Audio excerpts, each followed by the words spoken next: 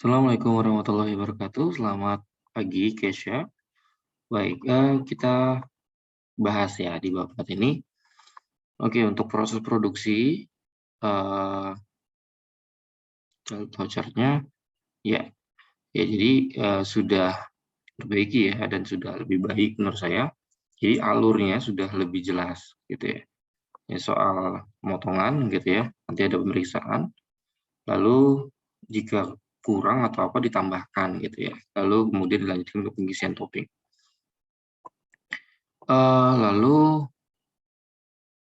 oke, berarti proses produksi menurut saya sudah oke, sudah cukup gitu ya. Oke, kita lanjut ke pembahasan berikutnya yaitu adalah ke pengendalian persediaan bahan baku roti manis. Nah, di sini kemarin saya ngasih saran kalau nggak salah eh, apa namanya bahan baku yang dikendalikan tuh lebih baik dibatasi gitu ya, yaitu adalah 1 kilo, 1 kilo tepung terigu gitu ya. Jadi tepung terigunya yang dibatasi gitu ya, agar kenapa? Agar menurut saya eh, kita bisa apa ya dalam pembuatan nanti tabel pengendaliannya lebih gampang gitu ya. Namun nanti akan kita bahas. Oke, nah di sini flowchart-nya gitu. Kamu tambahkan ada keterangan 1 kilo. Jadi minimal 1 kilo. Kalau ada 1 kilo bahkan bisa diproses produksi. Kalau tidak ada pembelian bahan baku langsung gitu ya. Nah, jadi saran saya sih karena kalau saya lihat nih kan di bawah nih penjualannya kan banyak banyak banget dalam 1 bulan gitu. Kenapa dia nggak stok gitu ya?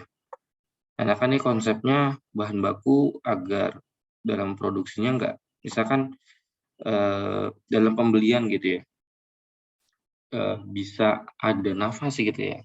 Jadi nggak yang dikit-dikit beli langsung, dikit-dikit beli langsung. Kan kamu juga lagi bahas tentang pengendalian persediaan bahan bakunya. Jadi menurut saya, tapi nanti kamu confirm lah ya gitu. Benar nggak sih kalau dia batas minimal itu 1 kilo gitu ya?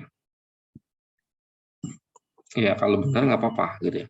Tapi di sini kata-katanya jangan pembelian bahan baku langsung gitu ya. Pembelian bahan baku aja. Gitu. Nah, terus kemudian masuknya pun bukan ke proses produksi dulu, tapi ke penyimpanan. Nanti penyimpanan di sini. Kenapa? Karena setiap pas beli gitu ya, kan ini udah ngecek dulu ya. Udah ngecek gitu ya, kalau dia di bawah 1 kilo, berarti kan perlu beli dulu gitu ya. Nanti eh, apa namanya dimasuk ke penyimpanan gitu ya. Nah, dari penyimpanan baru ke proses produksi seperti itu. Jadi nanti ini baru ada tarik garis ke sini. Oke. Nah, di sini dalam penjelasannya ada typo kayaknya ya. Tahap kedua yaitu apabila ketersediaan bahan baku kurang makan gitu ya, proses tidak akan berjalan. Nah, ini mungkin maka kali maksudnya. Lalu ini juga sama, sehingga jika ketersediaan bahan baku cukup dan pas makan gitu ya. Nah, ini menurut saya dihapus saja. Dengan kata cukup aja udah nggak apa-apa, udah mewakili. Misalkan gini, sedangkan jika ketersediaan bahan baku cukup, maka proses produksi dapat berlangsung dengan lancar. Seperti itu. Oke, nah ini kan tabel penggunaan ya. Nah, kamu kalau saran saya jelasin. Ada bagian yang menjelaskan bahwa kamu hanya mengendalikan tepung terigunya saja. Gitu ya, karena kan ukurannya beda ya. Kalau tadi kamu bilang 1 kilo, yang lain 1 kilo nggak? Gitu ya. Kan yang lain dikit-dikit ya. Hitungannya gram, nggak nyampe sekilo. Nah, oleh karena itu kamu jelasin nanti nih. Ini kan kalau ini kan penjelasan dari tabel yang di atas ya. Tabel 4.1 ini. Nah, nanti bikin kalimat lagi untuk menjelaskan bahwa bikin paragraf lagi yang menjelaskan bahwa kamu hanya membahas atau kamu hanya mengendalikan si tepungnya aja. Gitu ya. Eh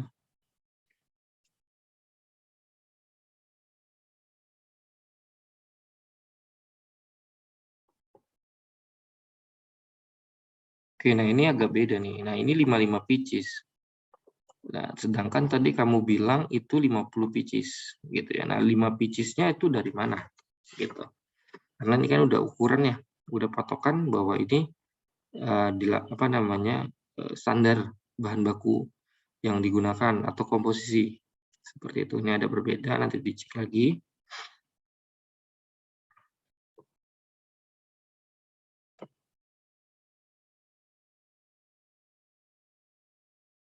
Oke, nah ini 150, berarti 3 kali produksi ya. Pada bulan Januari diketahui jumlah produksi setiap harinya ada 150 pieces. Oke, nah mungkin apa ya tadi? Tadi lupa. Oke, lanjut dulu deh.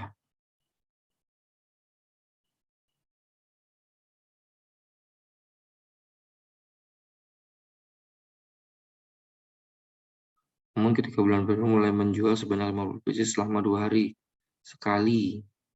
Untuk yang dilakukan sehingga jumlah produksi pada bulan Februari Maret Mei memiliki sebentar, ini penjelasannya mungkin diperbaiki ya. Nih, agak bingung nih saya. Dari mana saya nariknya? Ada gini deh. Pokoknya dari atas nih. Jumlah produksi roti manis pada bulan Februari, di mana jumlah produksi mulai turun dikarenakan pada bulan tersebut milik toko mulai mengurangi jumlah produksi, di mana yang sebelumnya dari tahun 2021 hingga Januari, pemilik toko masih memproduksi roti sebanyak 200 hingga 150 piece per hari. Oke, jadi kebanyakan ya, overstock ya. Namun ketika bulan Februari mulai menjual sebanyak 50 pieces selama 2 hari sekali. Gitu, sehingga jumlah produksi pada bulan Februari, Maret, April, Mei, pemilik toko memproduksi produk selama 2 hari sekali sebanyak 5 pieces dengan jumlah tiap variasi rasa yang dibuat akan berbeda tiap bulan sesuai dengan banyaknya peminat pada roti manis yang akan dibeli. Oke, oh ya paham. Nah, jadi mungkin ini dibagi 2-3 kalimat ya. Jangan sepanjang ini gitu agar lebih baik. Lalu tadi saya nemu tuh ada di mana tuh, di mana. Nah, satu di mana, satu di mana. Nah, kalau masih dalam satu kalimat kan nggak etis ya, ada 2 kata yang sama. Oleh karena itu, kamu split gitu ya, jadi 2-3 kalimat nih yang tadi saya tanda ini sepanjang ini. Ini kan masih satu kalimat kamu bikin.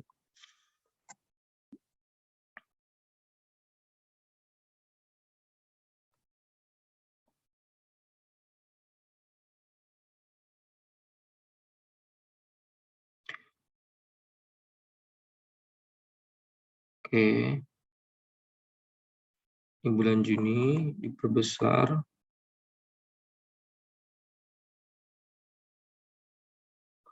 Oke.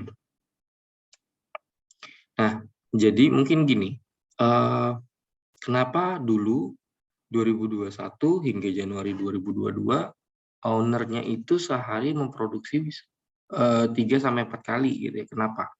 Itu dijelaskan aja. Gitu ya, dijelaskan kenapa dia melakukan itu. Gitu ya.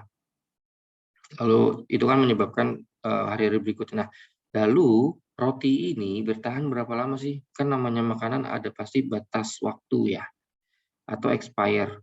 Apalagi mungkin ini secara langsung dan nggak pakai pengawet, otomatis dia pasti nggak lama gitu ya. Merek terkenal kayak Sari Roti aja tuh paling lama seminggu gitu. Nah, toko ini berapa banyak nih menjualnya gitu kan. Lalu ini kan produksi ya, gitu ya, produksi roti coklat. Nah, penjualannya gimana? Penjualannya menurut saya perlu dimasukin deh. Kalau udah ngomongin produksi, berarti ngomongin juga penjualan. Masukin juga di sini, gitu ya. Sehingga nanti akan diketahui berapa stok yang tersedia di gudangnya dia, gitu ya, atau di sana. Terus sisanya itu kan banyak mungkin. Seperti itu. Oke, nah ini penggunaan persediaan bahan baku tepung terigu. Nah ini kan, nah jadi saran saya untuk total produksi atau bagian produksi itu nanti dipindah. Jadi kamu bahasnya urutannya bahan bakunya nih, lalu nanti khusus ke tepung terigu. Nanti kan saya bilang di sini ada paragraf lain nih untuk menyatakan bahwa kamu hanya membahas tepung terigu dalam pengendalian persediaan bahan bakunya, nggak semuanya. gitu. Nah, paragraf tersebut nanti akan relate sama ini. Gitu. Nanti setelah ini baru produksinya. Gitu. Jadi ditukar posisinya ya. Oke, sekarang kita bahas yang ini. Nah, jadi penggunaan persediaan bahan baku tepung terigu ini tahun 2022 gitu ya. Nah, ini kalau ditanya nih, kamu bagian pengendaliannya ada di mana? Gitu ya. Kalau di sini kan pengendaliannya pasti kamu jawab di flowchart ya. Nah, tapi flowchart itu hanya alur, tidak bisa dianggap sebagai pengendalian. Gitu. Jadi alur pengendaliannya, alur pengendaliannya seperti ini, gitu ya. Nah, lalu bagian mana yang bisa mewakili pengendalian gitu ya? Nah, bisa diwakili dengan tabel ini, gitu ya. Oleh karena itu nanti diperbaiki, gitu. Nanti ada beberapa kolom gitu ya. Jadi kalau saya urutkan, misalkan ini saya bikin dalam bentuk kolom ya. Berarti kan nanti ada bulan, gitu ya. Terus pembelian bahan baku gitu ya. Terus lead time dari pembelian bahan baku tersebut, gitu ya. Nah mungkin saran saya sih jangan bulan ya. Mungkin karena pembeliannya ini kan pasti akan repeating, gitu ya. Bulan terus minggu ke berapa gitu ya. Minggu ke, lalu ini kolom pembelian saat minggu ke tersebut kita. Nah, lalu penggunaan bahan baku. Sebentar. Penggunaan bahan baku, lalu sisa stok, gitu ya. Sisa stok. Apa lagi ya? Udah kali ya. Jadi nanti ada bulan, kolom bulan, gitu ya. Nanti ada kolom minggu ke, gitu. Jadi minggu ke untuk membreakdown bulan tersebut, gitu ya. Jadi kalau bulan kan terlalu lama, gitu ya, dan kita sulit untuk membuat pengendaliannya. Maka kita wakili minggu, gitu ya. Kalau mau hari itu lebih baik, tapi kan pasti nanti panjang. Tapi kalau mau nggak apa-apa. Lalu nanti ada pembelian bahan baku, gitu ya, atau bahan baku masuk, gitu ya, bahan baku masuk dari pembelian. Lalu lead time dari pembeliannya tersebut, pembelian ini, lalu penggunaan bahan bakunya, lalu nanti sisa stoknya, gitu ya. Sisa stoknya berapa nih? Seperti itu, ya. Jadi nanti ini diperbaiki ya, total penggunaan bahan bakunya. Nah, untuk harga ini juga sebenarnya kamu kebalik nih. Nah, kalau mau ini harga ini masuknya di sini. Setelah bahas penggunaan bahan baku, baru jelasin harganya. Jadi urutannya adalah kalau saya bikin, maaf, di sini deh.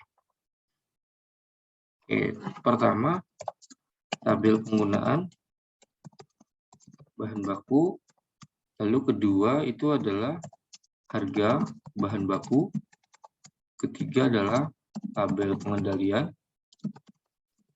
keempat adalah tabel produksi, gitu ya. Jadi urutannya seperti itu, Kesha. Ya baik, jadi ini masih banyak yang perlu diperbaiki ya Kesha ya. Jadi coba diperbaiki dulu. Oke, nah ini struk pembelian. Oke, baik.